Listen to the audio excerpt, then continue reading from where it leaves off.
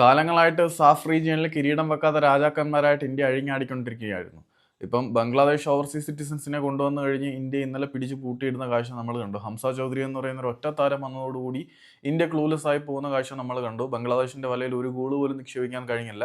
അതിനുശേഷം Indian football ടീമിന്റെ പരിശീലകനായിട്ടുള്ള Manolo Marcus വളരെ ഫ്രസ്ട്രേറ്റഡ് ആയിട്ട് എല്ലാ എണ്ണത്തിനെയും വിമർശിച്ചൊരു വഴിക്കാക്കി.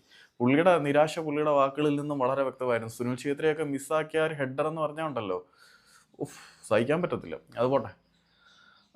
പക്ഷേ മറ്റുള്ളവരെല്ലാവരും ഇപ്പോൾ ശ്രീലങ്ക ഓവർസീസ് സിറ്റിസൻസിനെ കളിക്കാൻ അനുവദിച്ചിട്ടുണ്ട്. Person of Indian origin PIO. അപ്പം ഇന്ത്യയിൽ വേരുകളുള്ള വിദേശ രാജ്യങ്ങളിലെ പൗരന്മാരായിട്ടുള്ള താരങ്ങൾ, നിരവധി ആളുകൾ ഇവിടെയുണ്ട്. പക്ഷെ അവർക്ക് കളിക്കാനുള്ള അവസരം നമ്മുടെ നിയമവ്യവസ്ഥ ഒരുക്കി കൊടുക്കുന്നില്ല എന്നുള്ളതാണ് നമ്മളെ സംബന്ധിച്ചിടത്തോളം ഏറ്റവും നിസ്സഹായതയും സങ്കടകരവുമായിട്ടുള്ള സംഗതി. കഴിഞ്ഞ മത്സരത്തിന് ശേഷം, അതായത് ഇന്ത്യയും ബംഗ്ലാദേശും തമ്മിലുള്ള മത്സരത്തിൽ ഇന്ത്യ സമനില വഴങ്ങിയതിന് ശേഷം ഏറ്റവും സങ്കടകരമായിട്ടുള്ള വസ്തുത ഈ വിദേശ താരങ്ങൾക്ക് ഇവിടെ കളിക്കാൻ പറ്റുന്നില്ല. അതായത് ഇന്ത്യയിൽ വേരുകളുള്ള വിദേശ താരങ്ങൾക്ക് ഇവിടെ കളിക്കാൻ പറ്റുന്നില്ല എന്നുള്ളതാണ്. യാൻ താണ്ടെ, പഴയ ലിവർപൂളിന്റെ അക്കാദമി പ്രോഡക്റ്റായ സൂപ്പർ താരമായിട്ടുള്ള യാൻ താണ്ടെ ഇന്ത്യക്ക് വേണ്ടി കളിക്കാനുള്ള താല്പര്യം അറിയിച്ചു. പുള്ളിക്ക് കളിക്കാൻ പറ്റാത്ത സാഹചര്യം. പിന്നെ നമ്മുടെ മൈക്കിൾ റോക്കി ചോപ്രെ, പുള്ളിക്ക് ഇന്ത്യൻ വേരുകളുള്ളതാണ് മൈക്കിൾ ചോപ്രെ. പക്ഷെ അന്നും കുറച്ച് പ്രശ്നങ്ങളും കാര്യങ്ങളൊക്കെ ഉണ്ടായി.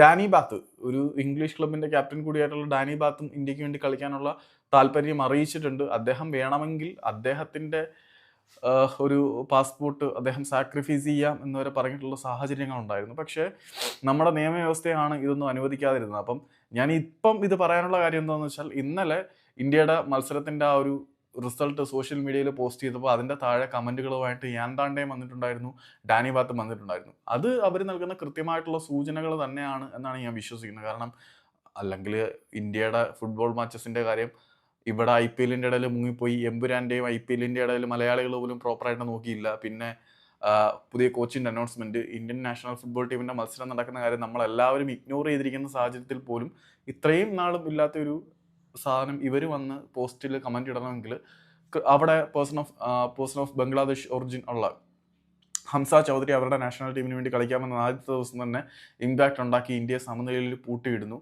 അപ്പം യാൻ താണ്ഡയ്ക്കും ഡാനി ബാത്തിനും എല്ലാം ഇപ്പോഴും ഇന്ത്യക്ക് വേണ്ടി കളിക്കാനുള്ള താല്പര്യമുണ്ട്. അത് അവർ വ്യക്തമാക്കിയതുമാണ്. ഈ ഒരു കമൻറ്റുകളും അതിൻ്റെ സൂചന തന്നെയാണ്.